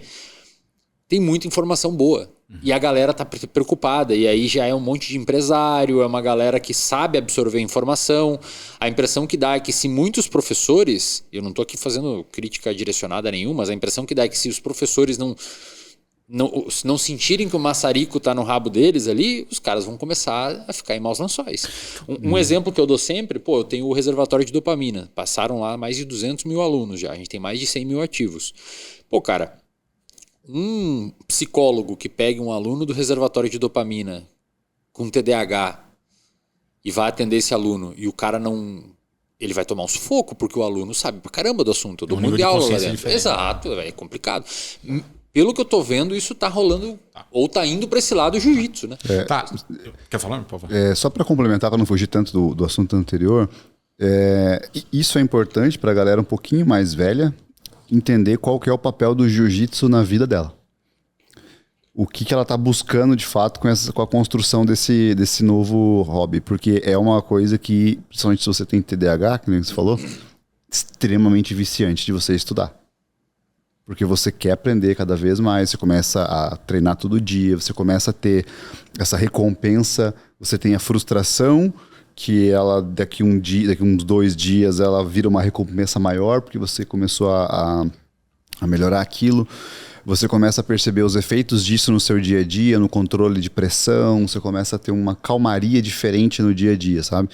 E aí você tem que entender qual que é o papel de fato do jiu-jitsu dentro da sua vida, o que você quer aprender, qual é a velocidade de aprendizado que você quer, o que você está disposto, né, a deixar da sua vida ou não para ter esse aprendizado. Porque se deixar, a pessoa só faz isso, estuda, e isso eu falo por experiência própria. Se deixar, eu tenho um dia da semana que eu só estudo jiu-jitsu, cara. Sábado eu só estudo jiu-jitsu. Aí eu recebo no WhatsApp, pô, me manda o tamanho das tuas pernas aí, cara. Vou ver um negócio aqui no chat GPT. Criei o que é isso, cara? O que você tá fazendo na tua vida? Exatamente, porque eu tava querendo medir a fração do tamanho das pernas em proporção para ver golpes, por exemplo, como o triângulo, essas coisas, do tamanho da circunferência do pescoço da pessoa para que o encaixe seja melhor. Enfim, essas coisas aleatórias assim. Mas é importante isso, cara. E um outro ponto que assim, eu acho que é fundamental, quando a gente está falando de pedagogia, que aí você como professor, você pode explorar muito mais isso. O meu aprendizado é totalmente diferente de um aprendizado comum. O aprendizado de passar a posição para mim, cara, às vezes, eu com a faixa marrom, eu me sinto meio idiota vendo certas posições. Não porque eu não consiga fazer, mas eu começo na minha cabeça a vir tanta coisa que sai dali, que às vezes eu falo, cara, mas se eu fizer isso daqui, vai deixar a perna aqui, eu não tenho como fazer dessa forma. E eu tenho essa dificuldade de ficar, repetir, eu faço normal e tal, mas na minha cabeça, e isso faz com que não fixe a informação. Do outro lado, uma coisa que é muito interessante, quando eu te passei aquele instructional do Craig Jones, do Power Ride, é basicamente teórico. O cara faz pouquíssimas posições. São 4 horas que ele fala, e aí ele mostra a amplitude, ele mostra o tamanho das pernas do cara, do tamanho do tronco, dele fala, se você coloca o joelho aqui, se o pé fica... Eu começo a desenvolver isso na minha cabeça. Eu começo a desenvolver como que eu faria isso em uma determinada situação. Como se fosse uma visão que os caras fazem. Você tem que ver os atletas, né? Você tem que ver como é que vai ser a tua competição, tudo que você vai fazer. Eu começo a desenvolver essas coisas na cabeça e eu começo a desenvolver os possíveis contra-ataques também das coisas que vão acontecer. Da mesma forma com vídeos no YouTube, as coisas que eu falo para você. Quando você faz uma pergunta para mim, eu tento reproduzir na minha cabeça o que eu faria para ver se... né, da questão do postura e tal. E isso, cara, na hora que a gente vai transferir pro aprendizado dentro da academia, não é tão simples. Porque tem aluno que não vai aprender daquela formato. Mas se você falar e o cara repetir na cabeça dele, visualizar, isso faz muita diferença. Quando você vê vídeos aleatórios do Danaher dando aula, você vai ver o Danaher sentado e falando. Às vezes ele fala para todo mundo o que é para fazer, que aí tem que ter um nível de consciência bom do que está fazendo para saber. Ou às vezes ele vai pegar 2 atletas de elite e vai falar... por exemplo, ele fala lá, Giancarlo, que é o aluno dele lá, coloque as pernas assim, coloca na 50-50, segura, faz um arm drag. Agora que você fez o arm drag, repita o arm drag colocando o cotovelo em direção ao seu peito. E a pessoa que está fazendo... É diferente, eu percebi isso, é diferente quando o professor tá fazendo no chão e eu tô vendo ele fazendo, aí galera, eu puxo aqui o braço, faço o arm drag dessa forma. Quando ele fala, Giancarlo, pegue o seu braço, descoloque, eu automaticamente reproduzo na minha cabeça a informação. Eu tô vendo o cara fazendo, mas é uma instrução, não é uma repetição daquilo que tá... Então, para mim, é muito mais fácil aprender dessa forma. Só que é para mim, né? Eu não sei como é que são para os outros. Eu acho que esse conhecimento da pedagogia da coisa mesmo, de ensinar, às vezes a gente percebe que falta muito. Porque existe um padrão de ensino do jiu-jitsu que sempre foi feito, que leva à limitação do conhecimento do aluno. Não porque, cara, basicamente o professor não sabe ensinar, mas o professor tende a ensinar aquilo que ele é melhor, que ele sabe, porque ele repetiu aquilo. A academia, ela acaba tendo uma característica muito específica do professor, né? Às vezes você vê o cara que treinou, você sabe que esse cara treinou aquele professor porque aquele cara fazia isso muito bem. Não necessariamente isso significa que aquele aluno que treina com ele tem que saber só isso. E as coisas que ele faz também tá errado. Então isso é uma coisa que precisa desenvolver na parte de instrução. Pegando um gancho aqui, 2 coisas que já me perguntaram. A gente tá falando de pedagogia, né? Muitas vezes o pessoal associa com ensino só para crianças. Não é. E inclusive a pedagogia não linear, e aí eu vou falar estritamente do que eu estou falando aqui de abordagens ecológicas e tudo mais, CLA, por exemplo, né, que é um termo que já vem bastante, ela é usada para contrastar, por exemplo, a pedagogia não linear, a ideia da pedagogia linear, que está muito amparada nessa ideia de processamento de informação, repetição estática e tudo mais. E eu vou contar uma coisa que aconteceu comigo quando eu comecei a dar aula. Eu comecei a dar aula e eu treinava muito já antes, cara. Eu fui pra competição pra caramba, tal. Eu sempre tive uma habilidade técnica ali pra lutar legal. Só que eu vi que eu não sabia jiu-jitsu. O que eu quero dizer? Eu sabia lutar, mas eu não tinha habilidade nenhuma pra ser professor. Então eu comecei, cara, a estudar. Isso não é incomum, né? Não é incomum. Porque geralmente o cara que vira professor é o lutador, né? Exato. Perfeito. Aí o que começou a acontecer, cara? Eu comecei a consumir muito conteúdo. John Danaher, o Rob Berniak, que eu falei dos conceitos. Quem mais? Putz, tem vários caras que eu comecei a consumir. E são caras teóricos, né? São caras que você vai muito para esse lado conceitual. No instrucional deles você vê, pô, o Don Danaher, você vai pegar um instrucional 8 horas de instrucional do cara. Tipo assim, é foda. Mas, beleza, você vai... E eu comecei a fazer o quê, cara? Numa aula de 1 hora, eu falei assim, pô, mano, eu vou falar... Eu vou tentar fazer o que o John faz, tá ligado? Comecei olhando pro lado. Falei, pronto, mano. Tem alguma coisa errada. Não é só a minha didática. O que eu posso fazer? Porque tinha uns caras que conseguiam pegar. Tinha outros caras que... Não era nem só engajamento na aula, entende? Era essa questão. O que eu posso fazer diferente? E eu comecei a mudar. Pra mim, cara, e eu vou dizer que eu acredito pros professores no geral, mas pra mim, cara, doeu um pouco, porque eu tive que, mandar uma quebrada no meu ego. Sabe? Puta, mano, eu sei tanto, né? E muitas vezes o professor quer assumir esse protagonismo. Pô, eu cara sou faixa preta já, exato. Competidor. Eu sei tanto, eu sou o protagonista do negócio, eu que tenho a resposta exata, eu vou te dar. Tal. Mas não é. E uma das dificuldades da gente modular isso aí, talvez a questão de usar outras estratégias, é você... Porque é o seguinte, pensando em modelo de negócio, se você for construir uma metodologia que seja replicável, né, é mais interessante, porque aí você consegue expandir, tal, até para gestão e tudo mais. Quando a gente está falando de outras abordagens, que envolvem uma certa, eu não posso dizer, personalização, entendimento do grupo, entendimento da demanda do grupo, cara, eu não consigo fazer tão isso. E o professor, ele tem outro papel. Ele não é o protagonista do ensino. Quem é o protagonista do aprendizado é o aluno. Então a gente muda um pouco os paradigmas, né? E é justamente isso. Eu acho que a gente tá chegando, pegando o gancho que você falou, pô, o cara tá se especializando, né? O cara tá consumindo conteúdo, o empresário. Pô, tem vários caras. Você vai falar hoje com faixa azul, o cara já tá sabendo de X-Pass, tá sabendo de passagem que eu nem sei. Tá ligado? Tipo, pô, você viu que tá.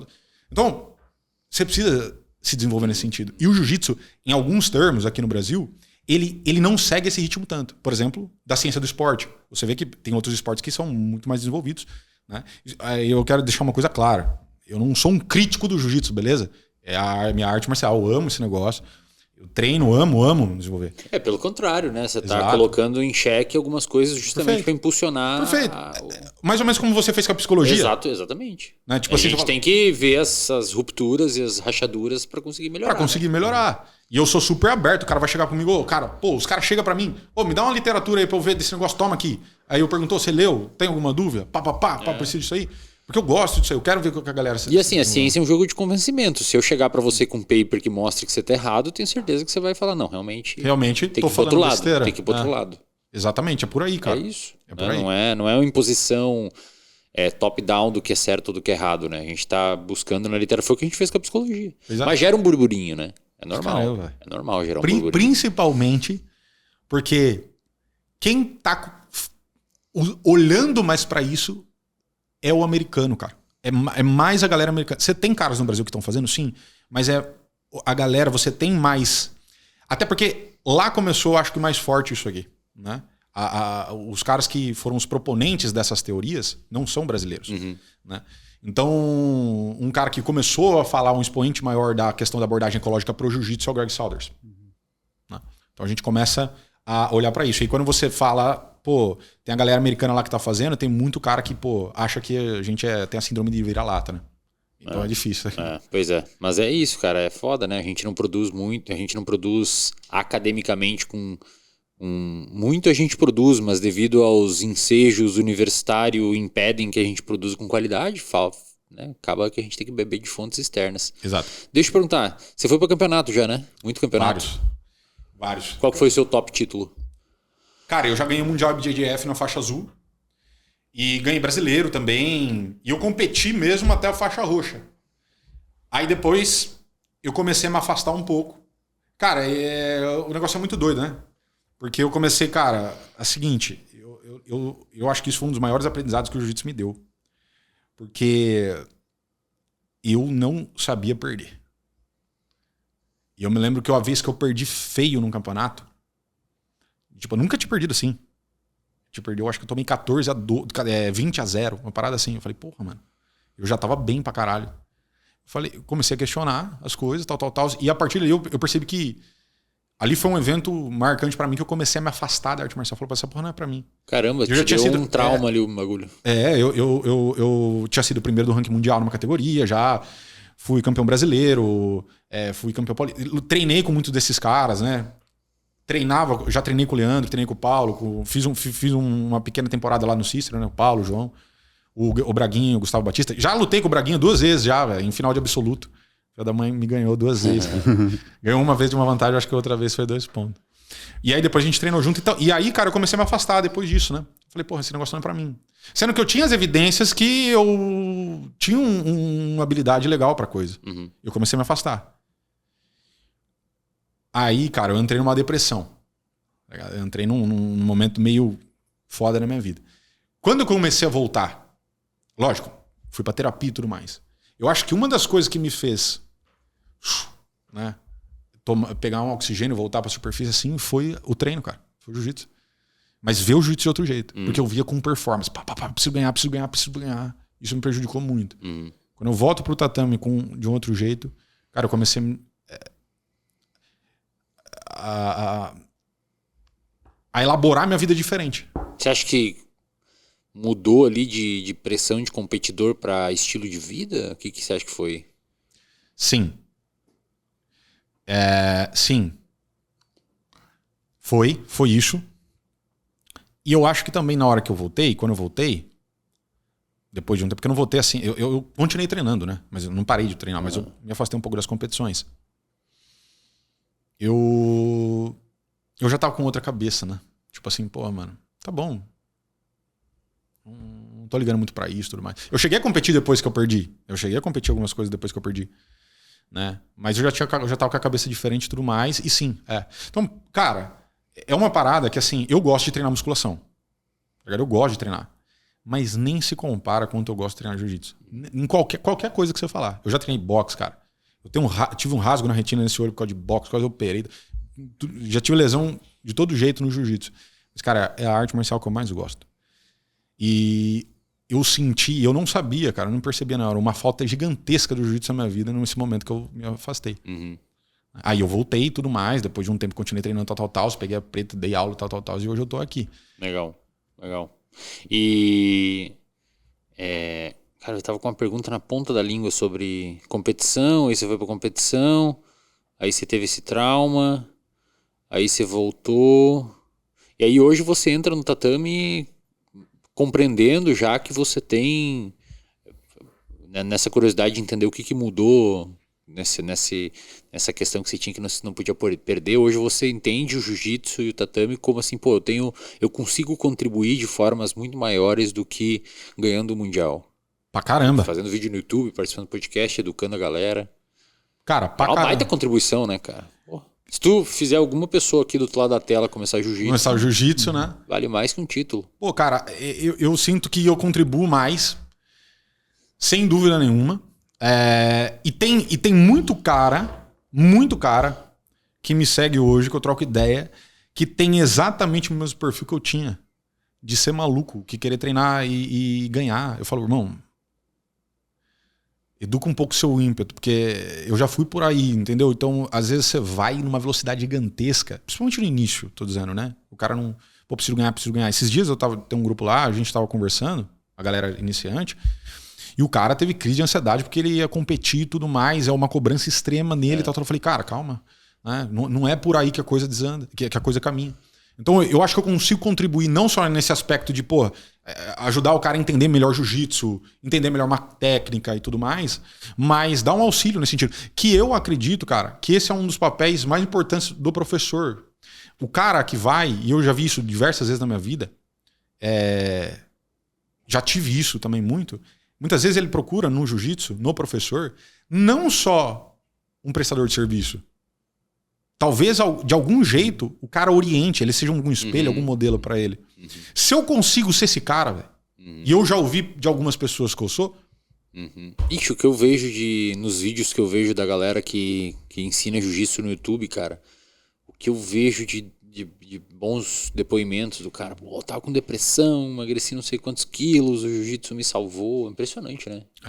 Cara, é isso mesmo. Então, tipo... Cara, faça um jiu-jitsu. Eu acho que você não... De duas uma, eu nunca vi isso acontecer. Eu nunca vi um cara gostar mais ou menos, tá ligado? O cara gosta pra caramba. Ou o cara, putz, isso não é pra mim. Mas faça, cara. Faça um baita exercício de ego, né, cara? Pô, tu vai lá e daí um moleque de 14 anos, 16 anos te amassa de todo jeito possível. Aí tu fala, puta merda, cara, que loucura. Eu vou contar uma. Eu tinha ficado 3 anos treinando muito pouco. Muito pouco. E aí quando eu voltei a treinar, e cara, assim, eu sempre que ia nesses 3 anos, eu ia, treinava bem, né? Ganhava, tal. Cara, eu tomei um pau. Eu apanhei. Cara, aquilo lá... Eu ficava remoendo, mano, como eu perdi desse jeito, cara, não sei o que aconteceu. Aí, pô, vai num tempo, né? Você vai voltando e tudo mais. Mas sem dúvida nenhuma. Eu acho que em muitos aspectos o jiu-jitsu é um análogo da vida, assim. É uma metáfora, mano. Você vai apanhar uma hora. Você vai apanhar, você pode ser quem for. Eu nunca vi um cara, eu nunca vi. Você pode falar um nome aí. Lógico, eu não treino com todo mundo. Mas cara grande, não apanhar. Não apanhar. O cara apanha, velho. Você tem que aprender. Sempre tem um cara que tá num dia melhor e mais forte. Às vezes, e é exatamente isso, cara. Às vezes é o dia. Às vezes tu vai lá, apanha pra todo mundo, às vezes tu vai e bate em todo mundo. E aí no outro dia tu apanha de novo pra todo mundo. De novo, exatamente. Exatamente. Legal. Cara, eu acho que é isso, né, Lincoln? Tem mais alguma coisa aí? Cara, eu acho que tá eu tenho mais uma pergunta, na verdade. Pode falar. Que acho que vale a pena explorar.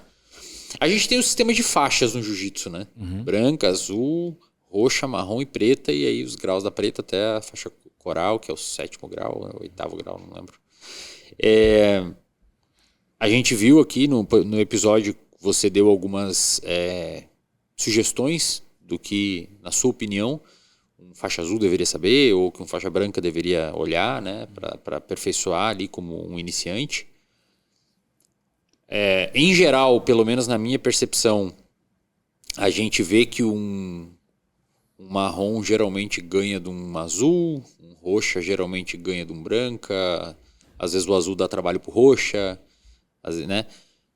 Mas como é que é hoje o entendimento dos sistemas de faixa? Porque volta e meia aparecem uns reels para mim, faixa marrom tomou um sacode de um azul, né? Pô, às vezes o marrom é um pai de família, né, cara? Trabalha numa 6x1, pega metrô e ainda sobra espaço para tentar ir lá fazer uma forcinha. Também acho que vale a pena falar pra galera que tá em casa, porque uma das objeções para continuar no jiu-jitsu talvez seja o fato de você apanhar muito e conforme as graduações vão acontecendo, essa pressão para você apanhar menos começa a aumentar. Uma coisa é você ser um faixa branca que todo mundo te finaliza, outra coisa é você ser um faixa marrom que tá meio que 80% da academia te finalizando. Uhum. Qual que é a orientação aí? Não sei, os professores, como é que vocês enxergam esse cenário? Essa questão, melhor dizendo. Basicamente, deixa eu ver se eu entendi a pergunta. Qual é o faixa... Tipo, primeiro assim, o sistema de faixa, ele é crível? Ou é só uma bagulho que bota na cintura realmente? Ou como é que hoje em dia... Se você for falar, é a minha opinião, se você tentar colocar uma norma absoluta do que deve ser um faixa marrom, faixa preta e tudo mais, aí não dá, porque você tem que ajustar os critérios com as pessoas, né? Então, por exemplo, você falou, cara, não tem como você colocar no mesmo nível de domínio do jiu-jitsu mesmo, às vezes um faixa marrom que treina 3 vezes na semana, cara, pai de família, do jeito que você tá falando, e um faixa azul que tá comendo tatame o dia inteiro. E treinando e lutando europeu e mundial, não sei o que. Cara, pega, por exemplo, tava rolando europeu, né? Se você pegar o nível dos faixas azuis, cara, inclusive também da galera faixa roxa, deixa eu falar um negócio pra você. Boa parte dos faixas pretas do Brasil apanham dessa galera. Não tem nenhum problema, fala isso, que talvez eu também seja. O terceiro lugar lá ali da academia que eu faço, faixa azul, pegou o terceiro lugar. E ali na academia todo mundo sabe que tem uns 4 pretas que freiam ele, assim. O resto o cara... complicado, assim, 90 e poucos quilos, rápido e muito forte. Cara, tem essa questão, muito cara. Difícil, cara. E tem a questão desse cara que às vezes ele tá faixa marrom e treinando menos, ele tem os conceitos muito pré-estabelecidos na cabeça. O corpo não responde, cara. Porque exige do cara um treinamento constante para ver as variações. Aquele cara que tá todo dia no tatame, treinando 3 horas por dia, ele tá com as coisas muito fresh, cara, muito na hora ali, porque, pô, eu treinei com 5, hoje às 7 horas da manhã fiz 5 rola, agora às 10 da manhã eu tô fazendo mais 5 rola, então já tô com um compilado de 10 rolas. O cara que é hobbyista 3 vezes na semana, cara, ele vai fazer 3 rolas por dia, 9 rolas, digamos assim, que ele faça na semana. O cara faz num dia. E o cara às vezes o cara faz 10 num dia, 15 num dia. Então, assim, às vezes o entendimento do jiu-jitsu do cara, que é faixa marrom, e aí digamos que é um cara que faixa marrom que seja mais ou menos bom, né? Tá ali, cara, tá presente. Só que a vida dele não é o esporte. Agora, quando você pega um cara, faixa azul, que tá ali desde os 10 anos treinando jiu-jitsu, aí o cara tá com 16 anos, porque tem que pegar com 16 anos, né? Então o cara pegou, treinando todo dia, treina judô de manhã, o pai colocou ele no judô, começou no jiu-jitsu, ele tá vindo nessa estrutura de treinamento, cara, é tudo muito novo, e os desgraçados aprendem muito rápido. Então você que demorou 6 anos para pegar a tua faixa marrom, o cara, em 6 anos, pegou a faixa azul dele. Entendeu? E eles estão um nível acima, e é uma questão mais competitiva. Até seus 20 e poucos anos tem a ideia de ter mais potência, de ser uma esponja, de absorver conhecimento. O cara consegue fazer muitas outras coisas, e eles estão nessa pegada de competição. E por isso que eu falo, cara, se você vai entrar no jiu-jitsu, você tem que especificamente se comparar com os seus pares. E aí você tem que se comparar com os seus pares de forma muito bem acurada, né? Porque assim, bem precisa. Se você é um cara que é faixa branca com seus 30 e poucos anos, há 30 anos decidiu fazer jiu-jitsu, e aí você quer se comparar com o faixa azul de 16, o faixa azul de 16 vai te matar. Então, esse cara aqui eu não vou me comparar. Se você se comparar com um cara de 30 anos que é faixa preta, ele vai te matar também. Então, com quem que você tem que se comparar? Com um cara que tem 30 anos, porque já é master, porque se a idade não fosse nada no jiu-jitsu, não teria categoria de idade, não teria categoria de peso. Então, vamos se comparar com os caras que são da minha idade, mais ou menos, e do meu peso, e estão dentro de uma faixa parecida. Na faixa branca, eu vejo que existe um gap um pouco maior de atleticismo. Se você compara um cara que é sedentário, faixa branca, com um cara que está fazendo esporte há 10 anos, de todos os esportes diferentes, tipo você que fez musculação pesado, daí foi pro triatlon. Agora pensa um cara que fazia boxe, um cara que fazia Muay Thai, que o cara tem já o drive da luta, e você coloca os dois no primeiro dia de treino, esse cara do drive vai matar o cara aqui, porque, entendeu? É diferente. Não é o teu par é o sedentário. Então, na luta, é difícil e isso vai até na faixa branca. Depois da faixa azul, roxa, isso vai mudando, porque daí a parte técnica vai se equivalendo ali. E quando eu falo, cara, se equipara, às vezes a galera fala, eu tenho que me comparar comigo mesmo quando eu comecei. Pô, então vai correr. Porque jiu-jitsu, luta, você vai ter que se comparar aos teus pares. Porque senão é um combate, você vai ter que se comparar as pessoas com quem você está combatendo. Você falou, você tem um faixa marrom que tá apanhando de 80% da academia. Cara, se esse cara não tá voltando de uma cirurgia, esse cara não é faixa marrom. Porque ele pode apanhar da galera, mas 80% também não. Entendeu? Ele pode apanhar de 80%. Né? Sim. É por isso que esse é o exemplo que eu dei para mostrar que em algum cenário o sistema de faixas faz muito sentido, né? Mas aí existem essas exceções do moleque que... Só que tipo assim, que nem... É óbvio, né? Eu acredito que você tem que ser honesto com você e dizer, porra, mano, eu tô dando o que eu posso, né? Porque tem isso também. Pô, o cara realmente não tem como ele se comparar com um moleque que tá treinando igual maluco, tem um vigor físico do caramba, ele aguenta 6 minutos de porrada sem parar e, pô, treino todo dia e tudo mais. O cara tem um volume de treino muito grande, ele tá muito mais preparado. Não é essa comparação que eu acho justa. Mas ele também não pode falar assim, bom, eu com esse cara não me comparo. Agora deixa eu olhar para outro cara. Ele não fazia nenhuma comparação porque ele acredita que o caso dele é único. Pode ser, mas eu acho que você tem que ter um certo referencial. Pô, irmão, eu não tô tão bem mesmo. O lance de falar assim, eu não estou tão bem, eu tenho que melhorar. Talvez seja o físico, né? Eu tô fraco pra caramba, sem resistência muscular, eu preciso dar uma olhada para isso. Talvez seja a questão técnica, tempo, né, que a gente fala, tempo de posição e tudo mais, mas é preciso olhar. Mas de algum jeito sim, a faixa deve, e eu acredito que em muitas circunstâncias ela cumpre isso, ser nivelada por alguns critérios. O tempo que ele tem de treino, a capacidade desse cara, a eficiência desse cara. Né? Eu sou contra essa ideia de dar faixa para manter o aluno. Eu não gosto disso. Né? Tem cara que eu sei que faz, mas não gosto. Mas sim, eu acredito nisso que eu... Legal. A compreensão do conceito da luta, né, cara? Às vezes, também. Se você coloca lá o Danaher, que a gente falou que é o cara que mais conhece de jiu-jitsu. Alguém vai xingar você disso. Alguém vai. Eu já tô falando porque eu vi isso ontem, os caras xingando, cara. Mas normal, é porque você tá falando, mas é normal. Cara, verdade, o que eu falo assim, às vezes os caras podem ter até mais conhecimento, mas se eles não sabem se expressar e comunicar isso, ele tem um conhecimento pra ele. Isso. Então, às vezes o Danaher pode ter até 10% do conhecimento de um deus Gracie aí, só que ele consegue transparecer e passar isso por conta de ser um professor, que faz com que eu, que nem falo a língua nativa dele, consiga entender o que ele está falando, simplesmente ouvindo, sem a necessidade nenhuma dele repetir a posição. Só de tão didático que ele é. Então, se você acha que isso é melhor, então fale melhor. O cara é acadêmico também, né? Exatamente. Sim. Exatamente.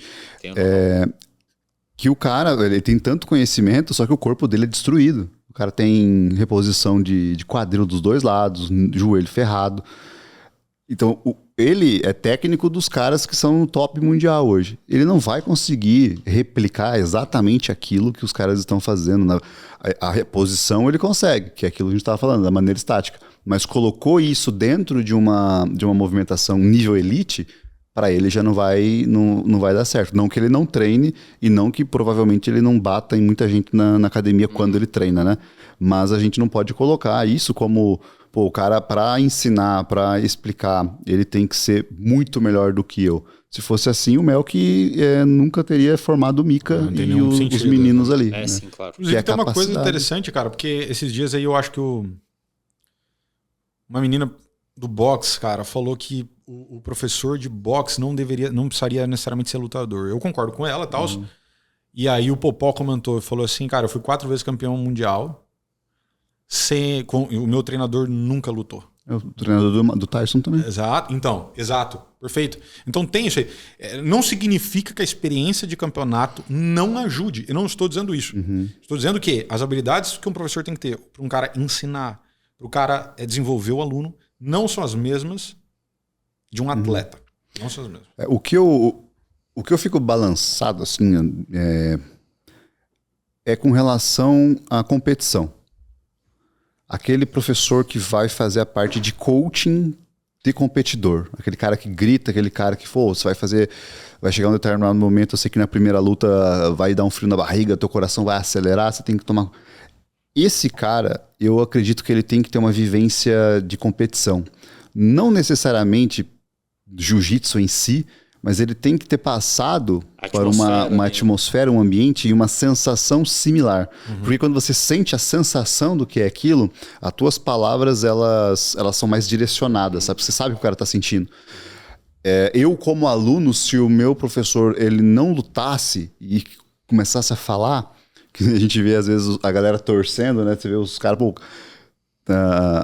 A Ana tava lutando lá, tava assistindo a Anabelle, tava lutando, tava assistindo a luta dela. E tinha uma outra pessoa gritando, que eu sei que um era professor, que era preto, e outra pessoa, que era uma mulher, eu não sei se era faixa preta ou não e tal. E aí eu fico pensando, aquela pessoa tava dando conselhos para ela, que é a professora ali dentro, para fazer tal, faz isso, faz aquilo, não sei o que, não deixa, não desista. Não desista, Não desista é um bom conselho. Entendeu? Não realmente tá pensando em desistir. Entendeu? Aí assim, falta aquele negócio. Agora, quando o professor tá falando, você percebe que os alunos param, velho. Você vê o próprio Melk, né? Quando ele tá falando com as coisas ali. Assim, né? Aí ele, agora pega, que nem ele fala, pega a costa agora eu quero a costa. Aí, o cara vai e direciona. Aquela sua, que o cara provavelmente tem um golpe específico que ele faz bastante, faz aquela sua agora, e não sei o que. Então ele vai direcionando, cara, de uma maneira tranquila, calma, que não necessariamente esses caras foram expoentes de competição. Mas o Danaher, por exemplo, ele veio do rugby, né? Ele treinou rugby por muito tempo, ele se quebrou no rugby antes de ir pro jiu-jitsu. Competiu pouquíssimo no jiu-jitsu, não teve nada de nível elite. O Melk da mesma forma, mas deve ter tido as suas competições ali, mas a capacidade de direcionar o aluno naquele momento nessas coisas exige do professor, não que ele tenha sido campeão, mas que ele tenha passado ou conheça esse cenário para conseguir transparecer. Assim, né? Te dá mais segurança, exatamente, né? Eu acho, cara. Eu concordo com você. Eu concordo. Eu acho que ajuda também. Gabriel, deixa suas redes aí pra galera. Bom, meu Instagram é Gabriel Guitarrari.